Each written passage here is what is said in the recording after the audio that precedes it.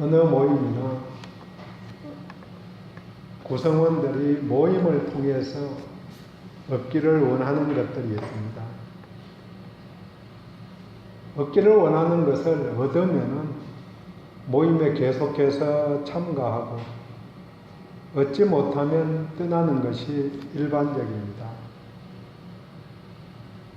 그런데 비영리 단체들이나 교회 공동체는 추구하는 바가 일반적인 모임과 다릅니다. 대부분의 사회 모임들은 이해관계를 바탕으로 하기 때문에 이익 집단에 속하기에 이해관계가 자기한테 이익이 없으면 참석하지 않는 거죠. 교회는 그리스도를 구세주로 받아들이고 섬기는 모임입니다. 그리스도의 정신을 실천하려고 하는 공동체이기 때문에 다른 모임과는 성격이 다릅니다. 그래서 교회의 특징은 누구든지 어느 누구나 오라, 누구나 환대하는 그런 공동체입니다. 또 이걸 거꾸로 생각해 보면 누구나 섬기려는 모임입니다. 좋은 마음으로 거룩을 지향하고 사랑을 실천하는 공동체로 출발하지만 현존하는 교회들은 그렇게 완벽하지 않음을 봅니다. 매일 뉴스에서 교회에 대한 부정적인 이야기가 빠지지 않는 날이 거의 없습니다. 그래서 신조어로 가난 교인이라는 용어가 만들어졌습니다. 가난을 거꾸로 하면은 안 나가.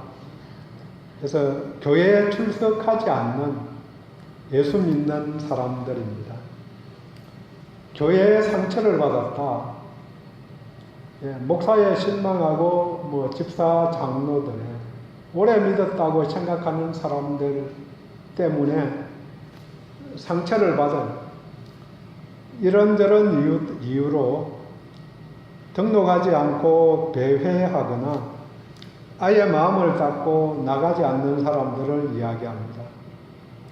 근데 요즘은 가난이라는 단어를 안 나가는데 또 그 반대 이야기도 합니다.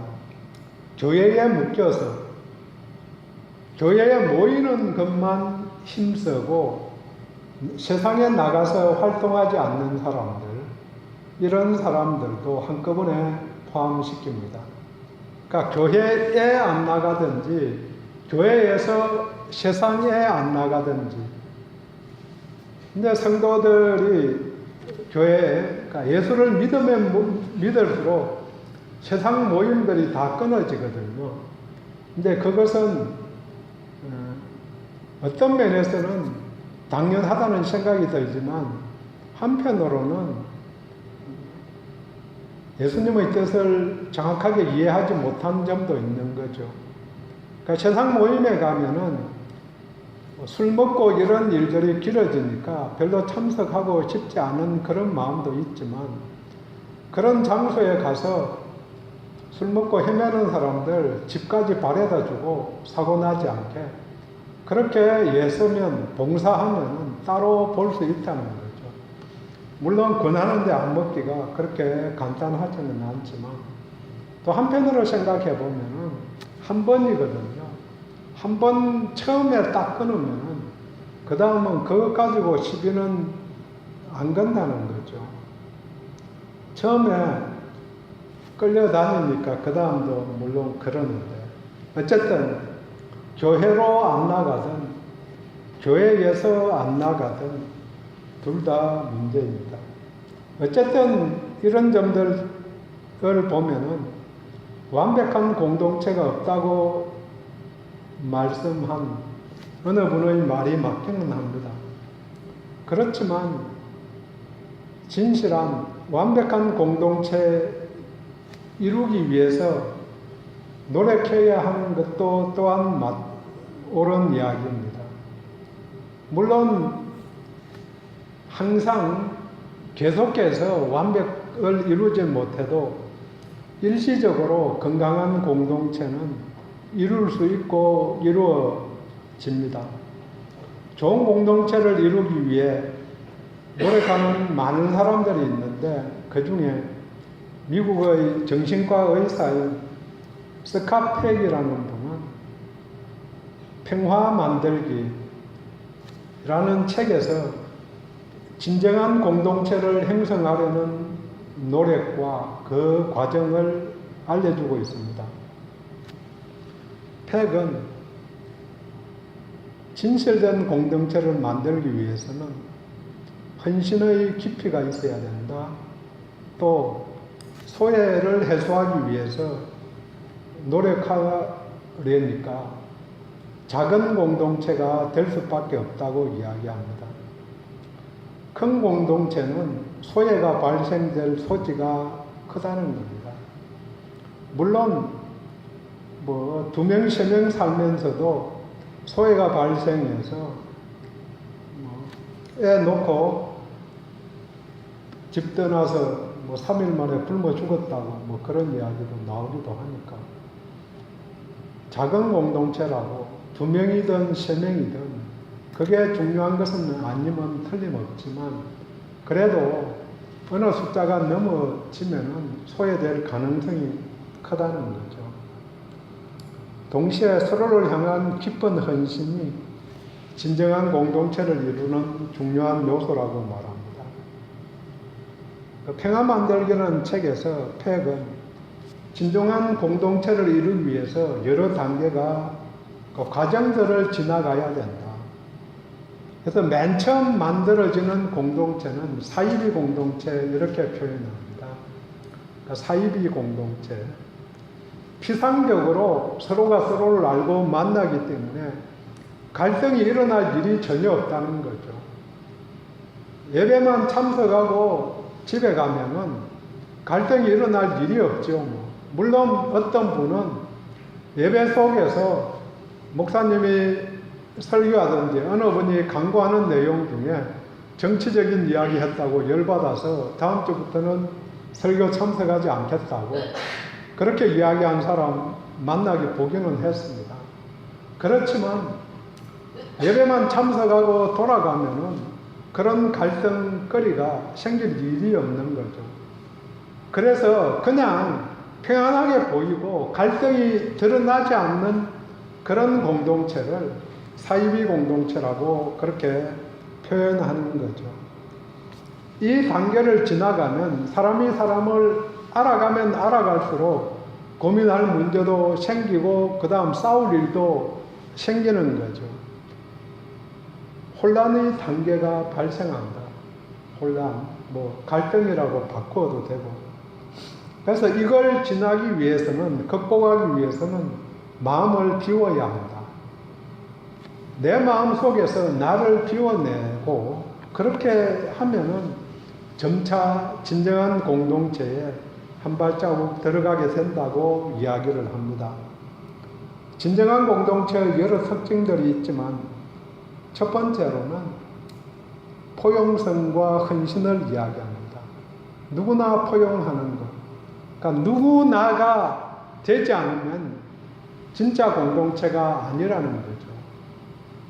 일정한 모임들, 일정한 수준이 되어야 참석할 수 있는, 참여할 수 있는 그런 공동체는 그 수준에서 떨어지면은 거기 다시는 못 나가는 거죠. 그런 포용성, 그 다음에 헌신, 차이를 차별하지 않는 특성으로 이해하려는 그런 포용성과 서로를 향한 헌신, 봉사가 있어야 된다고 이야기합니다. 우리 교회도 건강한 공동체, 진정한 공동체가 되기를 원하면서 이를 위해 기도하고 또 애쓰고 있음이 은혜입니다. 지난 연말 행사로 인해서 계속되지 못했던 사도행전 다시 돌아왔습니다. 6장 오늘 본문 바로 앞에는 5장에서 외적인 박해를 받아서 사도들이 감옥에 투옥되고 채찍을 맞지만 담대하게 말씀을 전하는 그런 내용입니다. 오늘 본문 바로 뒤에는 본문을 통해서 선출된 일꾼 스데반이 순교를 합니다. 물론 순교하기 전에 긴 설교를 합니다. 설교를 하고 거기에 열받은 유대인들이 스데반에게 돌을 던져서 죽지요. 핍박을 받고 순교를 당하고 그 사이에 들어있는 오늘 본문입니다. 우리들은 초대교회, 처음 교회, 사도행전에 나오는 교회를 생각하면 아주 건강한 교회로 생각하고 또 이상적인 교회로 생각하는 경향들이 있습니다. 그래서 초대교회로 돌아가자 이걸 표로 내걸고 노력하는 그런 교회들을 많이 봤습니다. 하지만 초대교회도 문제가 있었다는 거죠. 그 다음 갈등이 존재했는데 그 갈등들을 어떻게 은혜롭게 잘 처리하느냐가 지혜라는 거죠. 이걸 지혜롭게 잘 처리했기 때문에 말씀이 확산되는 그런 아름다운 역사가 일어나게 되었습니다. 외적인 핍박이 있는 가운데서 내적인 갈등이 발생했습니다. 이 이유는 말씀이 황황해서 말씀이 확장되기 시작하니까 믿는 자들의 숫자가 급격하게 늘어났지만 그 사람들을 감당할 만한 제도나 시스템이 교회 속에서 따라가지 못했기 때문입니다. 초기 교회에는 제도들, 직분이나 맡은 일 이런 것들이 정확하게 분리되지 않았을 것이라고 생각을 합니다. 물론 유대교 습성이 남아 있었기 때문에 유대교 회당, 시나고그에서 인도하는 사람이 있고 말씀 전하는 사람들이 있고 뭐 이런 그런 역할 분배가 어느 정도 되었는지는 모르지만 교회에 맞게 그런 제도를 만든 것은 아니었습니다. 1절 말씀에 그때의 제자가 더 많아졌는데 7절에는 제자의 수가 심히 많아지고 믿게 된 사람들을 본문에서 제자라 부릅니다. 이들 중에 헬라파 유대인들이 있는데 히브리파 유대인을 원망했다고 이야기를 합니다. 원망이 생기는, 불평이 생긴 공동체가 되었습니다. 얼마 전만 해도 2장이나 4장에서 유물상통하고 자기 것을 자기 것으로 생각하지 않고 나누어 쓰는 그런 좋은 공동체였는데, 그래서 기쁨이 충만한 공동체였는데 이제 원망 소리가 나옵니다. 헬라파 유대인들은 헬라어를, 그리스어를 쓰는 각국에 흩어져 살던 그런 사람들, 물론 유대인이었겠지만 이들 중에서 이스라엘 땅에 성지순례를 온 사람들도 있고 또 생을 유대 땅에서 마무리하기 위해서 돌아온 사람들도 있는데 어쨌든 이들 중에서 예루살렘 근처에서 예수를 믿은 기독교인들입니다. 히브리파 사람들은 이스라엘 땅에 살고 있던 아람어를 쓰는 사람들이었습니다. 히브리파는 원주민이고 헬라파는 이주민입니다. 우리식으로 말하면 헬라파는 조선족이나 탈북민에 해당됩니다. 다문화 사회에서 분리가 일어나고 갈등이 생긴 것입니다. 갈등의 원인이 1절에 나옵니다. 자기의 과부들이 매일의 구제에 빠짐으로, 구제 이렇게 되어 있지만 매일의 봉사, 매일의 사역에서 죄되었다는 불평입니다. 본문에서 갈등 해소를 통해서 좋은 공동체로 회복되어가는 과정을 보게 됩니다. 회복을 위해서 섬김의 의미를 잘 이해하는 것이 필요합니다. 교회 공동체는 섬김을 지향합니다. 섬김의 공동체입니다. 예수님이 말씀하셨습니다. 인자가 온 것은 섬김을 받으려 함이 아니라 도리어 섬기려 하고 자기 목숨을 많은 사람의 대속물로 주려 함이니라. 섬기려 오셨다. 섬김의 공동체가 섬김이 원활하게 일어나지 않았다고 본문은 이야기합니다. 본문은 먼저 두 가지 섬김을 말해줍니다. 2절 접대를 일삼는 것, 4절 말씀 사역입니다. 접대를 일삼는 것 이렇게 번역을 해 놓으니까 하찮은 일같이 느껴지지만 원래 단어는 식탁 사역, 식탁 봉사를 이야기합니다. 1절에 매일의 구제 이렇게 되어 있는 것도 매일의 사역, 매일의 봉사를 이야기합니다. 이렇게 구제, 일삼는 것, 사역 이 단어 모두 다 디아코니아를 번역한 말입니다. 번역을 하면서 그냥 사역 이렇게 번역을 했으면 동일한 단어라는 걸 이해할 건데 물론 이해하기 쉽게 매일의 사역이 구제였을 것이다.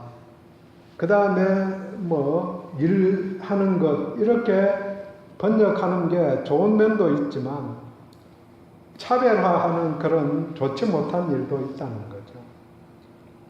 봉사하다, 섬기다는 말을 그렇게 썼다는 거죠. 공동체에는 다양한 사역이 필요합니다. 사역이라고 말하니까 고상한 것 같고 봉사나 섬김, 일삼는 것 이러니까 하찮은 것 같지만 똑같은 의미입니다. 가부들에게 먹을 것을 공급하는 것이 유대 사회에서는 당연한 사회보장 제도였는데 교회에서도 당연히 잘 이루어지고 있었습니다. 그런데 사람들이 많아지니까 소외계층이 생긴 것입니다.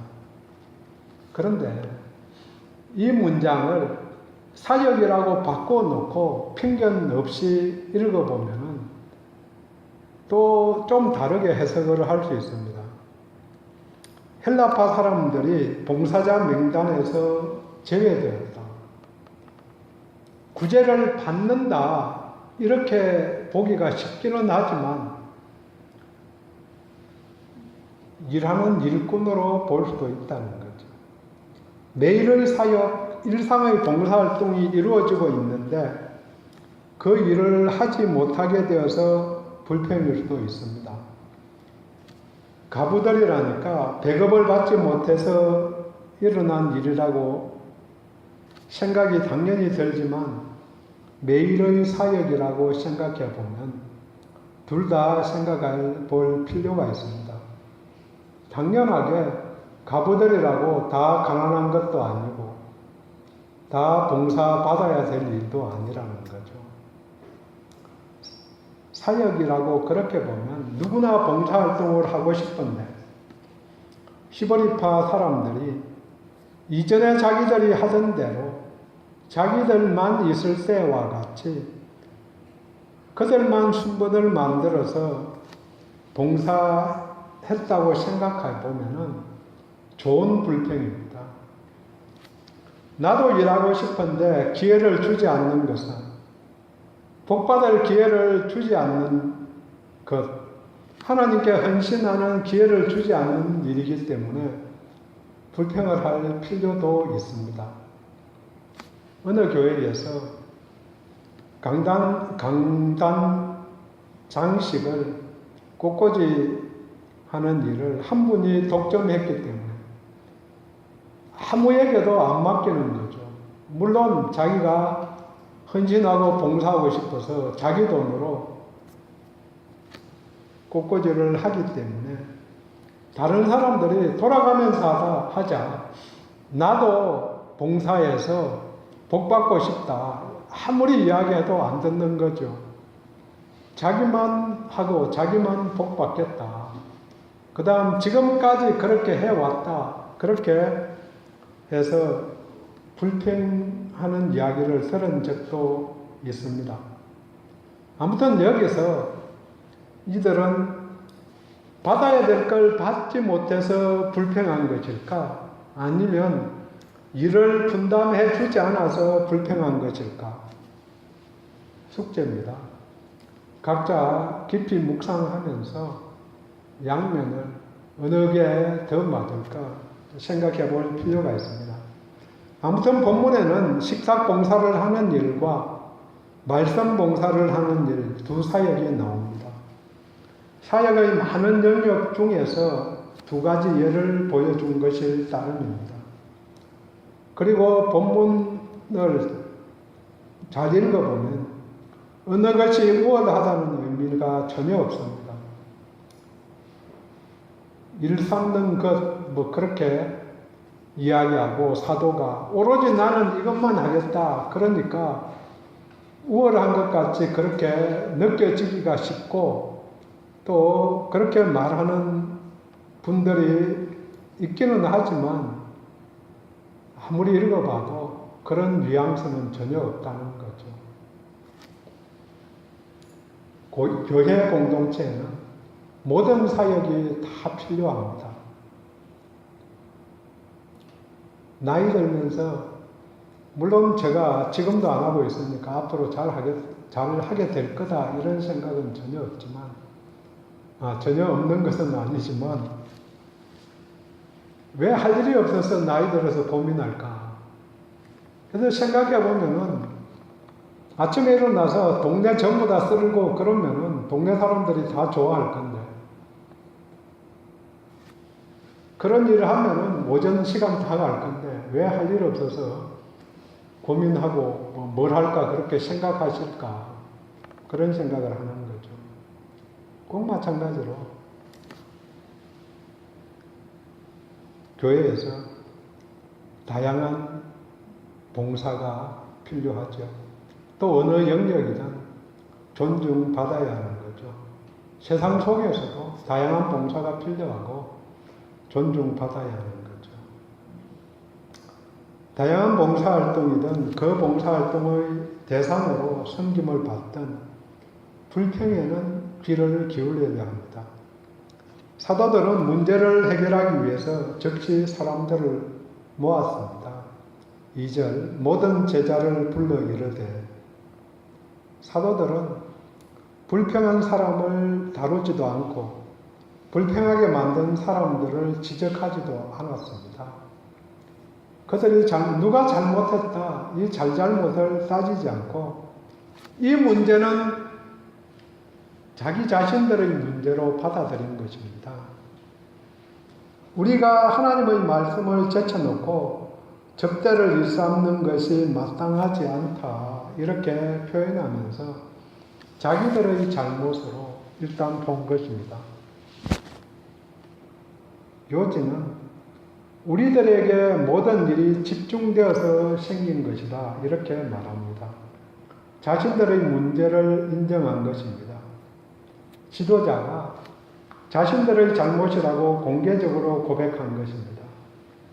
혼자서 할 수 있는 일이 한정됩니다. 누구나 저도 교회의 모든 일을 다 하려고 생각하지 않습니다. 여러 분야의 봉사자가 필요한데 그것도 그 일을 감당할 분 보내주시면 그 일을 할 수 있게 협력할 것입니다. 사도들은 이제 그 해결책으로 식탁 봉사를 감당하여 섬길 자를 선택해서 세우자고 제안합니다. 교회에서 사역자를 세우는 몇 가지 원리를 3절에서 찾아봅니다. 첫 번째 3절에 형제들아 너희 가운데서 택하라. 외부에서 유능한 사람을 찾아서 데려오는 게 아니고 너희 가운데서 선택하라.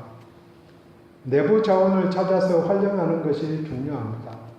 물론 이때에는 다른 모임, 교회 공동체는 전혀 없고 예루살렘 교회 공동체만 있었기 때문에 다른 데서 데려올 사람도 없는 게 당연합니다.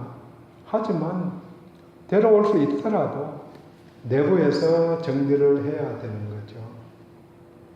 우리 교회도 예배를 생각하면 반주자가 필요하지만 없으면 없는 대로 예배를 드리고 최선을 다해 찬양하면 될 것입니다. 하나님의 교회니까 필요하면 하나님이 세워주실 것입니다. 가까이 있는 사람, 교회 공동체 내에서 찾아 세워야 합니다. 내부의 사람은 검증되어 있기 때문에 믿고 맡길 수 있습니다. 대형 교회에서 후계자 세우는 문제도 그런 면에서 같이 연결이 된다고 생각을 합니다. 내부에서 먼저 찾아보는 그런 노력들이 먼저 필요하다고 생각을 합니다. 그런데 어떤 때에는 가까이 있고 잘 알기 때문에 선택에서 불이익을 당할 수도 있습니다. 그런 문제 때문에 밖에서 찾는 경향이 있다는 생각을 합니다. 섬김은 내부에서 먼저 고려해야 합니다. 두 번째로 맨 마지막에 나오는 내용이지만 칭찬받는 사람을 택합니다. 인격에서 검증된 사람입니다. 가까운 사람으로부터 인정을 받는 것은 쉽지 않습니다. 가까이서 보면 결점이 더 크게 눈에 들어오고 단점이 눈에 띄게 됩니다. 어찌되었든 공동체 내에서 평판이 중요합니다. 세 번째로 성령과 지혜가 충만한 사람입니다. 가장 중요한 선택 조건입니다. 먼저 성령 충만의 사람입니다. 믿음을 고백하고 말씀 충만한 사람입니다. 당연히 이런 사람을 세워야죠. 하지만 동시에 지혜가 충만한 사람입니다. 모든 일을 잘 감당할 수 있는 역량이 있는 사람입니다. 능력이 있는 사람입니다. 지혜는 무시해도 될 일을 판별하는 기술이라고 이야기합니다. 선택을 해야 될 많은 일들이 있는데 뭘 무시해야 될 건가 하는 걸 잘 선택하는 게 지혜롭다는 거죠.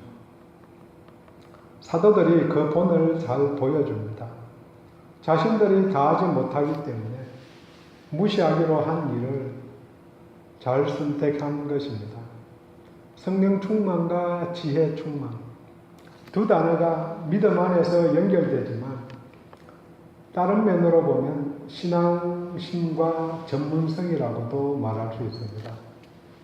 누가 이야기했습니다. 인사가 만사다. 이 선택에는 회중들이 기준에 맞는 자를 선택했습니다. 지명할 수도 있지만 지혜롭게 선택 기준을 제시하고 회중들이 선택하게 하였습니다. 그러자 온 무리가 기뻐했습니다. 불평이 기쁨으로 바뀐 것입니다. 교회에서 어느 모임이든 가정 내에서도 불평이 생길 수 있지만 지혜롭게 대처하면 온 무리에게 기쁨이 됩니다.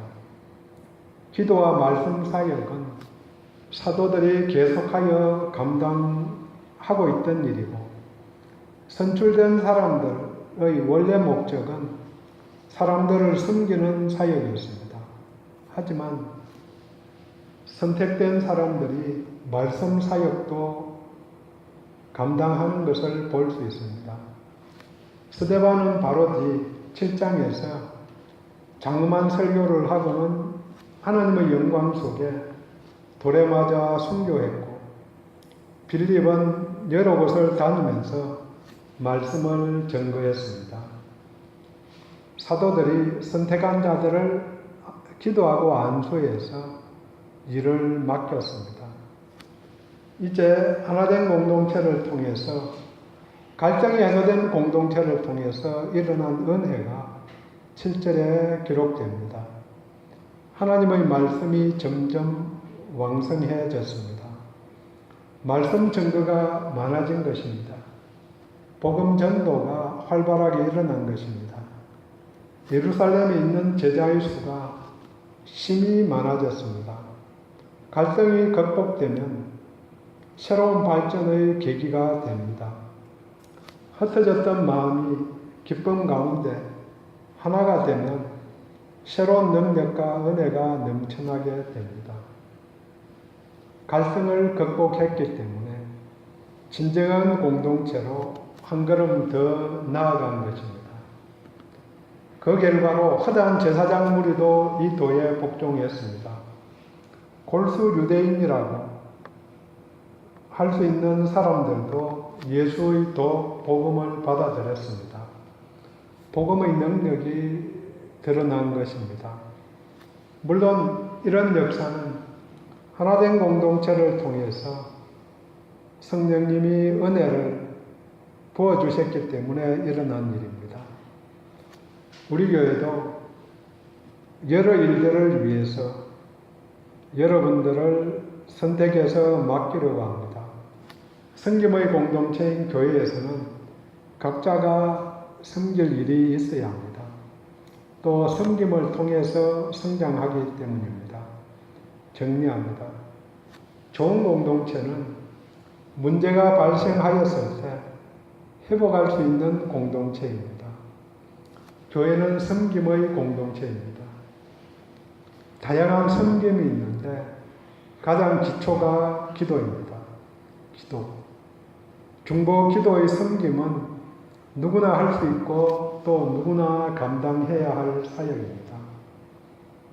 그 외에도 실제로 몸을 움직여서 봉사하는 섬김도 감당해야 될 일이 있습니다. 많은 시간을 내야 할 수도 있고 적은 시간을 내어서 할 수 있는 일들도 있습니다. 그리고 기억해야 될 것은 누구나 사역자입니다. 본문에서는 제자라고 표현되어 있는데 성도들은 다 제자로, 제자는 가르침을 받아야 할 대상이고 목사도 가르침을 받아야 할 대상이 분명합니다.